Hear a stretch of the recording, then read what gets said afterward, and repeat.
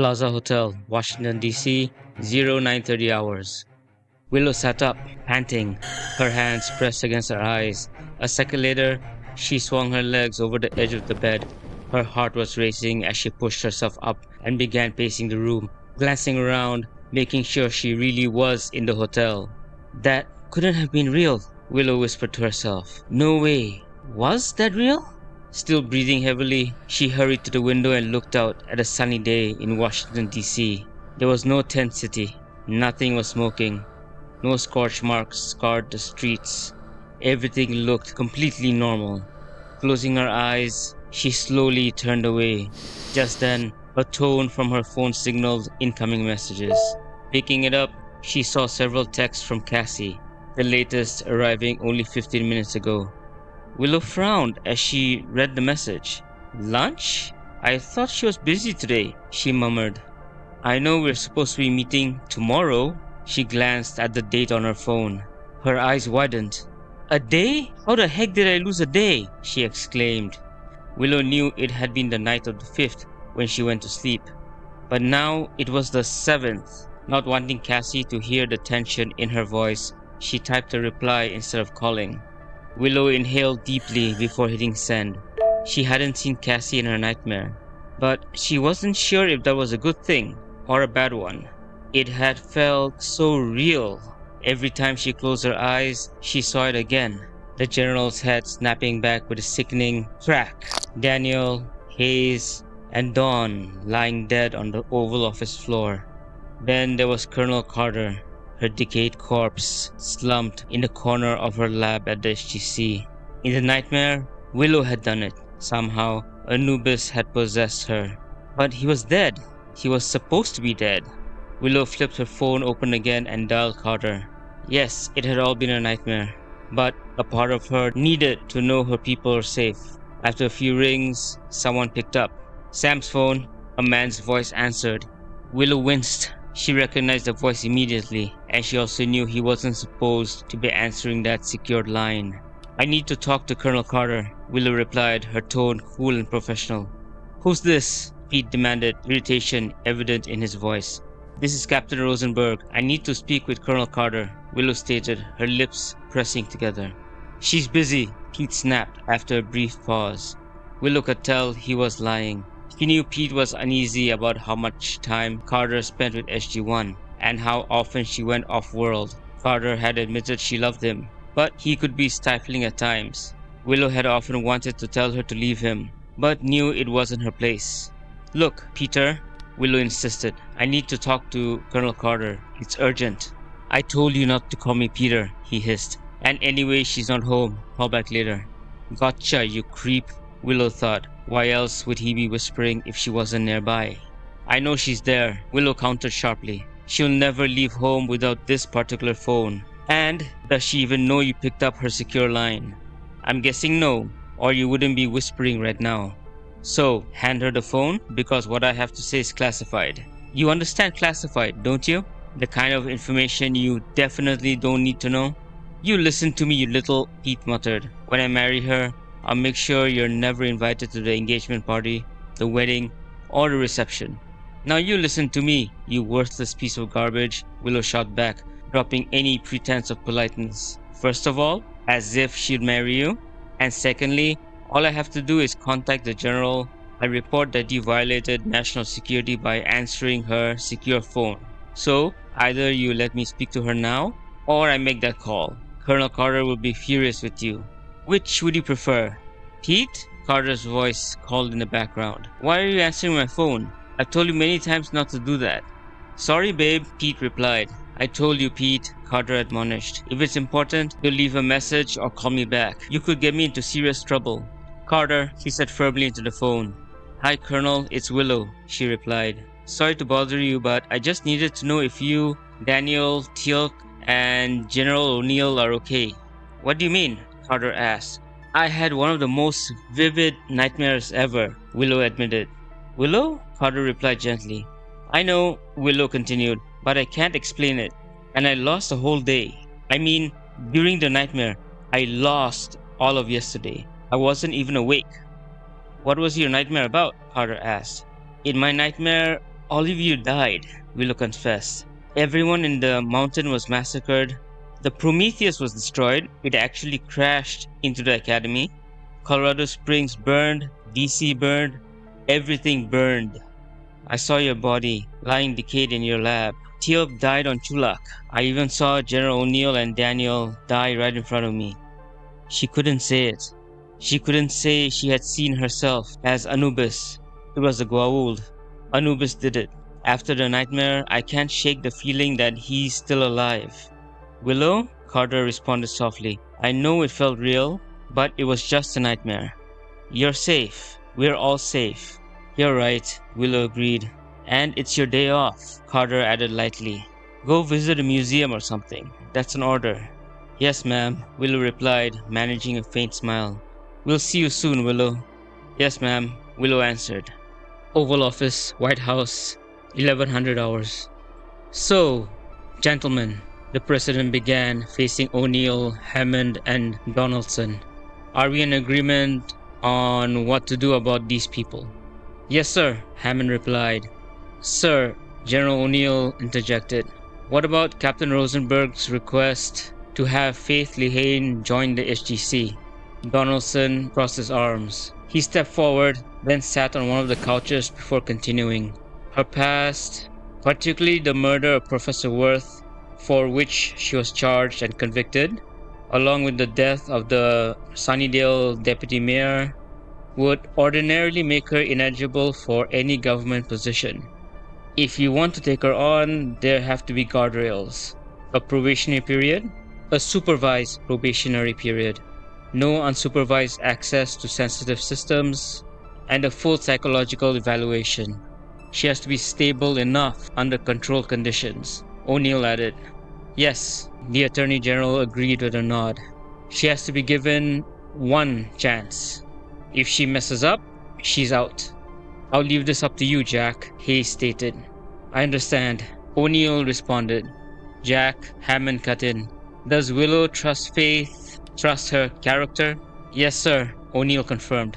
In that case, the president concluded, you should discuss this with her, and then decide how you want to proceed. Jack, Hammond continued, if Miss Lehane joining the SGC blows up in our faces, then Willow's integrity will be at stake. We won't be able to trust her judgment on matters like this anymore. But, the president added, if you do decide to let her join the SGC, then you have our full support, and her file will be classified the same as Captain Rosenberg's, presidential eyes only. Thank you, O'Neill acknowledged as he stood from the couch across from Donaldson. I guess this means I'll be meeting with Red soon. Good luck, Jack, Hayes said. NID headquarters, Washington, D.C., 1100 hours. After taking a shower and freshening up, Willow took a cab all the way to NID headquarters. Now that she confirmed Carter and the others were alright, Willow wanted to ensure Dawn, Buffy, and the other Scoobies were doing well. Willow took the elevator to the secured 5th floor of the building where they had extra rooms for prisoners and anyone who had to be questioned for the sake of national security. As she went through the secured doors, she walked toward Agent Barrett's office. Afternoon, Agent Barrett, Willow said. Afternoon, Captain, he replied. This is a surprise. I wasn't expecting you today. Sorry about the surprise visit, said Willow, but I would like to talk to a couple of my friends, if that's alright with you. I have no problems, he said, but you should know that all interactions with them will be recorded. I understand, Willow said. I take it the AG sent people to interview them? Barrett nodded his head before saying the interviews took place the previous day. As they walked into the hallway, he asked, So who do you need to see first? Dawn Summers, replied Willow. Dawn's quarters. Dawn had just lain down on the NID supplied cot when she heard the door unlocking. She slowly pushed herself up as it opened, and Willow stepped inside. Willow nodded at Barrett before closing the door. Then, leaning back against the cool metal, she stared at the younger Summers' sister. The memory hit her. Anhur aiming the staff weapon at Dawn's head. It flashed vividly in Willow's mind. She flinched, shook her head, then took a step toward Dawn. What do you want? Dawn demanded, pushing herself off the cot and stepping forward, her hands clenched into fists. Willow hesitated. Dawn, Don't you dare say my name anymore, Willow, Dawn yelled. I already told you that I hate you, and I don't want to see you anymore. Take the hint and leave me and the others alone. Dawn kept advancing, her voice sharp, unyielding. Willow couldn't take it anymore. She crossed the distance in a few steps and pulled Dawn into a tight embrace. Dawn froze, startled, as Willow held her close, whispering into her ear, I don't care what you think about me. I don't care if you hate me, and I don't care if you never want to see me again. I'm just glad that you're alright. You're my Donnie. Even if you hate my guts, you'll always be my Donnie. Dawn stood rigid in her arms. She didn't return the hug. I'm doing everything I can to help you and the others, Donnie, Willow insisted, stepping back, placing her hands on Dawn's shoulders. But I'm telling you the truth. It may be really bad for Buffy and the others. I just want to know something. If I could convince my superiors to let you stay with me instead of going to jail, would you take that offer? No, Dawn turned her face away. I don't want to stay with you. Not now? Not ever. Donnie, if you go to prison, your future is effectively on hold, or worse. Please think about this. You should have thought about that before you turned on us, Willow. Dawn turned her head back toward her, still shaken from the hug. Willow exhaled slowly. I have to go now. I know I hurt you, especially since I left without saying goodbye. But getting out of Sunnydale was the best thing that could have happened to me. I'm happy where I am now. I hope that one day I can show you what I do for my job. But you have to understand that, for now, it's classified for a reason. Willow, I don't want to hear it. And don't call me Donnie anymore. You lost the right to call me that. Dawn caught the flicker of hurt in Willow's eyes. But she didn't care anymore. There are reasons my work has to remain classified for now, Willow repeated. It saves lives. It's what I do, Dawn. In my own way, I'm helping save millions of lives. I hope that someday you and Buffy can understand that. You should go. Dawn turned away, walked back to her cot, and lay down. I'm really glad you're alright. Bye, Dawn. Willow knocked on the metal door. Agent Barrett opened it, letting her out. Outside, as the door locked behind them, Barrett glanced at her. What was that about, Captain? Willow gave a faint, cryptic smile. Just a bad dream. The agent frowned, confused. Willow added, I'd like to speak with Buffy Summers now, please. Buffy, like Dawn, lay on her NID-issued cot in a tank top and grey sweatpants, staring up at the ceiling. She turned her head when the doors to her quarters slid open and Willow entered, but she made no move to get up. Upon seeing Willow, she shifted her gaze back to the ceiling. What do you want, Willow? Buffy asked. Did you come to rub my failures in my face? Or are you here for some kind of forgiveness, hoping I'd understand why you betrayed me and the work I was trying to do? Willow pulled a chair from the corner, set it beside the foot of Buffy's bed, and sat down. I don't need to ask for forgiveness from you, Buffy, Willow replied mentally. I know I didn't do anything wrong, but that's not why I'm here. Why did you do it, Willow? Buffy pressed, propping herself on her elbows. Why did I do what? Willow returned mentally. Leave. Buffy sat up cross-legged, her back against the wall. Why did you leave? Really? Because of you. Willow watched Buffy's breath hitch. As Willow continued, she caught a fleeting glimpse of hurt in Buffy's eyes. I know that if I had stayed in Sunnydale with you and the gang, I would have had to use my magic constantly just to keep up, and to help you, Willow continued. When I cast the spell that re-ensouled Angel, I felt something, like a magical high. Every time after that, I wanted that feeling again. That last time, when I hurt all of you, was the breaking point. Buffy, I caused you all physical pain. I overrode your will. And I liked it. I liked the rush. Do you have any idea what that felt like? Willow looked away, resting her elbow on her knees and clasping her hands together. I had to get out, or I think I would have lost control again. I wanted to be my own person, Buffy. And I got that chance in Colorado Springs. No magic, just a normal life. With brand new powers, Buffy countered. Powers that could have helped us. That's just it, Buff, Willow replied, her tone tightening slightly. Now it's like you see me as some kind of weapon to use against your enemies. Is that all I am to you? Have I always been just a weapon? If I lost my powers, would I still be your friend? Then tell me the truth, Willow, Buffy challenged, avoiding Willow's questions. Aren't the military using your powers as weapons now? Willow closed her eyes, recalling the times she had used her abilities. It's true, I've used my abilities, Buffy, she admitted. First, these new abilities aren't magic based, and I used them because I chose to, not because I was ordered to or felt obliged. I did it to protect the people close to me during those rare deployments overseas. But, Buffy, they accept me for who I am. They like me for me. Willow took a steady breath before continuing. There's a reason my work is classified. I just wish you could have trusted me. Leave me alone, Willow. Willow leaned forward and gently took Buffy's hands, giving them a light squeeze. Despite everything that's happened these past few days, I still love all of you. Willow conveyed mentally. Especially you, Buffy. You're my best friend no matter what you say. Even if you disown me or pretend I don't exist, that won't change. But I also have a duty to my work and to this country. That means keeping the secrets I'm honor bound by the Air Force to protect, no matter what. I found my place in the world, Buff, and I hope one day you'll see it that way too. Willow leaned in and pressed a gentle kiss to Buffy's forehead before rising and heading toward the door. Take care of yourself, Buffy. Let these guys know if you need anything. Goodbye, Willow. Buffy replied softly. Please don't come back anymore. Willow knocked, and Agent Barrett opened the door to let her out. That was touching, Captain, he remarked. The others are asleep. Rupert Giles paced around his room for quite a while before turning in. Same with Miss McClay, Mr. Harris, and Josh as well.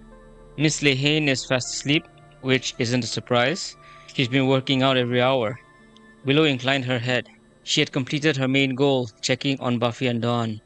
They were alive. A weight lifted from her shoulders and she drew in a steady breath before bidding Agent Barrett farewell. He acknowledged her with a nod as she made her way to the elevator and rode it down to the lobby. Just as she stepped out of NID headquarters, her secure phone rang. Rosenberg, she answered once the connection went through. Hiya, Red, came General O'Neill's voice. What are you up to? Hi, sir, Willow replied. The memory of Anubis twisting his neck in her nightmare flashed suddenly through her mind, making her wince. I'm leaving NID headquarters now. I stopped by to talk to my friends. Stay in the area, Red, he instructed. I'll meet you and we'll grab lunch. My treat. All right, sir, Willow agreed. So, I take it you've made a decision about my friends? Yes, General O'Neill confirmed. But I'd like to talk to you about Faith Lehane first. All right, sir. Meet me at the corner cafe, he directed. I'll be there in 15 minutes. I read you 5 by 5, sir. Willow replied with a faint smile before ending the call. The corner cafe, 11:40 hours. Hi, sir, Willow greeted as O'Neill rose from his seat at the table in the outdoor cafe. Red? General O'Neill acknowledged, nodding at the young redhead. After they placed their drink and food orders, O'Neill got straight to business. Red, he began, we've come to a decision about what to do with your friends. The U.S. Attorney's Office has reviewed the case, along with people higher up the chain, given the unusual circumstances. He watched her reaction before continuing. They're being offered plea agreements, very generous ones in my opinion. If they accept, they'll plead guilty to reduced federal charges, kidnapping, unauthorized access to classified systems, and actions that fall under national security violations. Willow remained quiet, her expression carefully controlled. The deal is 2 years in a federal facility, most likely minimum security, followed by 4 years of supervised release. He continued, that means they're out, but they're not exactly free. Restrictions, monitoring, regular check-ins, the works. The alternative is full prosecution. And trust me, Red, if it goes that route, they're looking at a lot more time. Kidnapping alone could put them away for years. Longer, depending on how hard the government wants to push it. Willow lowered her gaze slightly. So, this is the best option.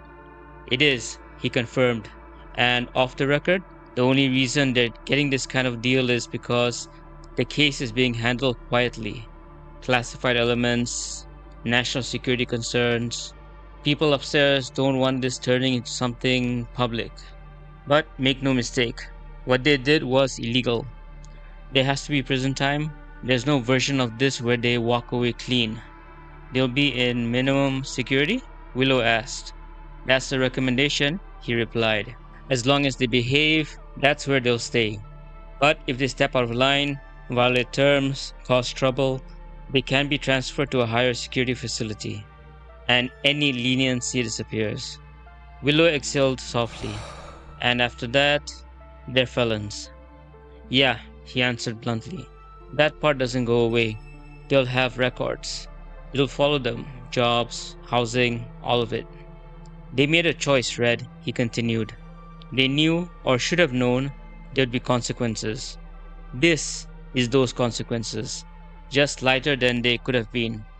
Sir, Willow pressed, lifting her gaze, would it be possible to make a different deal for Dawn Summers?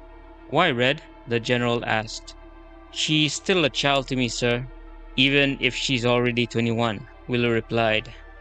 She's an adult, Red, the general countered, and old enough to know what she did was wrong.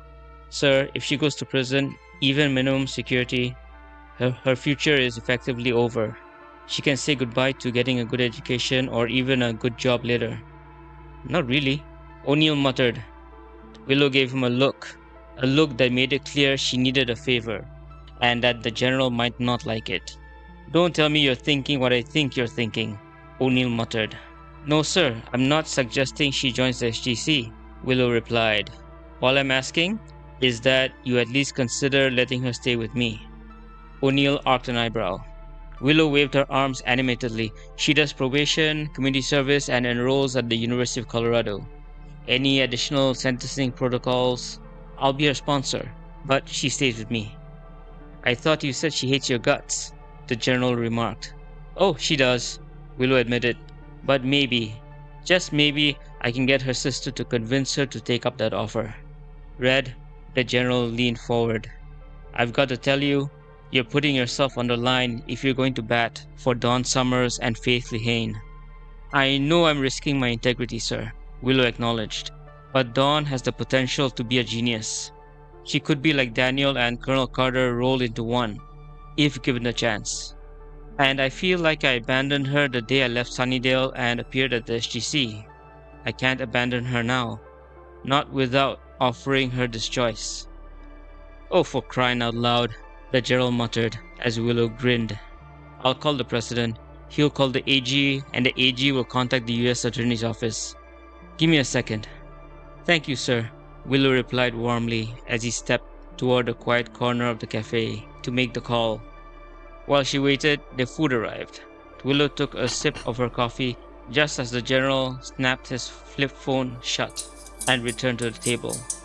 Well, he announced, apparently the president agrees with you, Red, about her attending the University of Colorado at Colorado Springs, not the academy. But she'll be on supervised release with a curfew, possibly a subcutaneous transmitter, and a few other prohibitions for the full 6 years. And she has to stay with you. If she steps even slightly out of line, she's joining her sister. Thank you, sir, Willow beamed. What happens to Sunnydale? What do you mean? The general asked. Sir, remember I told you about the dimensional portal, the Hellmouth, under Sunnydale? It attracts vampires, demons, and all kinds of other things. Oh yeah, the general recalled. You're concerned about its protection. Yes, sir. For all their faults, Buffy and the others were the only ones keeping those things at bay. Well, the general began, the president has authorized the creation of a new department, the Bureau of Paranormal Research and Investigation, complete with civilian oversight. Something like what the idiots over at the IOA do for us. It will fall under the jurisdiction of the NID. A select few, like the administrator, will have clearance, but not as high as ours. This department won't know about the HTC or Homeworld Command, and they won't be allowed to interfere with our operations on Earth or off-world.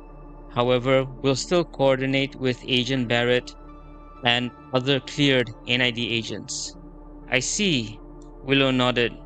Sir, I know some people who might be perfect for this.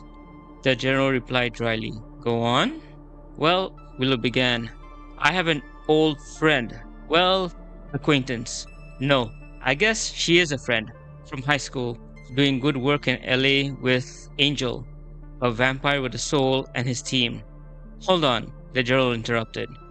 Did you just say a vampire with a soul? Yes, sir. That can happen. Yes, sir. Angel was cursed with his soul after he killed a gypsy woman a long time ago. Her clan restored his soul as punishment. How is that a punishment? Sir, when he didn't have a soul, he was one of the most evil vampires in recorded history. He called himself Angelus and murdered countless people across Europe. When he regained his soul, he was forced to live forever with the guilt of those crimes. He did become Angelus again and kill people, but I restored his soul. You restored it again? The general asked. Yes, sir. So, you think they'd be willing to work for the US government? Maybe? And full disclosure, Angel is Buffy's ex. Long story, sir, but yes, a vampire slayer and a vampire with a soul were in a relationship. Huh, the general chuckled. Who would have thought? Give me their numbers, he added. I'll have Davis set up a meeting. Will it be based in Sunnydale, sir? Yep, that's the priority location, so that's where the headquarters will be. But they'll operate nationwide, especially with these potentials you mentioned. Sir? Willow asked. The ones old enough will receive proper training in hand-to-hand combat and weapons, he explained. They're still figuring out the details. The NID will want to cooperate with whoever eventually does take charge of the department. I understand, Willow replied. May I suggest Buffy as a consultant? She's the most experienced slayer. I'll take that under advisement, the general replied. Like I said, they're still finalizing details, but the NID aims to have it up and running within a couple of weeks. Now, about Faith Lehane. The conversation carried on with the same careful weight. Willow advocating, the general evaluating, until finally, all right, Red, the general conceded. I'll give her a chance. She'll be under tight supervision, and until she can prove herself, she won't be on an SG team. Understood, sir, Willow replied. We'll inform her this evening, he concluded. Outside conference room A, NID headquarters, 1900 hours. Willow, in her dress blues, waited outside one of the 3 conference rooms on the 6th floor of NID headquarters. O'Neill had called Cordelia earlier that day after meeting Willow to speak with her about participating in the new program. However, Cordelia could only make it to DC in the evening. Willow suspected the delay might be so Angel could accompany her to NID headquarters. She thought it would be interesting to see Cordelia again. After all, they hadn't interacted since Cordelia left Sunnydale for Los Angeles. Suddenly, Willow's phone beeped, signaling a new message.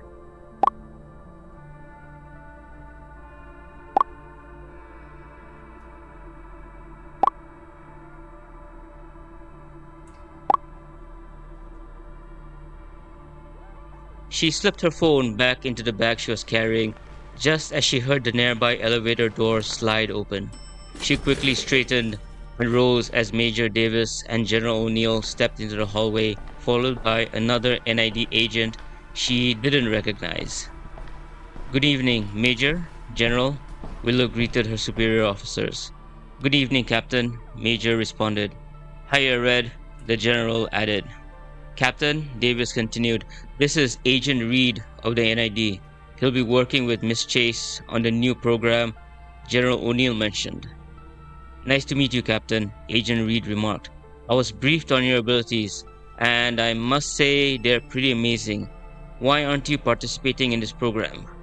I love my current job, Willow replied with a small smile. She's a vital part of one of the teams in charge of deep space radar telemetry at Cheyenne Mountain. O'Neill added with a grin. She's unpoachable. Anything I can say to change your mind? The agent pressed eagerly. Nope, sorry, Willow answered lightly. I'm afraid deep space radar telemetry is my calling. Reed admitted it was unfortunate before the four of them stepped into the conference room. Four people were already inside. Willow didn't recognize two of them, but she immediately recognized the other two. Miss Chase, Mr. Angel, Davis greeted them. O'Neill moved to stand beside Willow. My name is Major Paul Davis, and I'm with the Pentagon. Welcome to NID headquarters.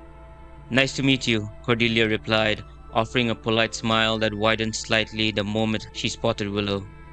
You've already met Captain Rosenberg, Major Davis continued, gesturing around the room. This is General Jack O'Neill from NORAD, Captain Rosenberg's supervisor, and this is Agent Reed. He'll be working with you and Mr. Angel to get the new program up and running.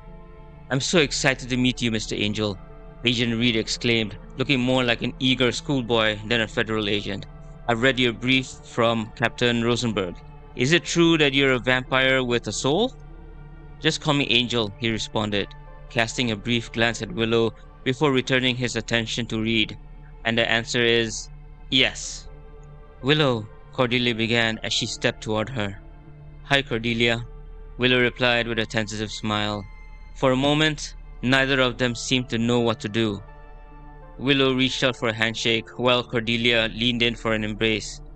They awkwardly paused, then switched at the same time, Willow moving to hug just as Cordelia extended her hand.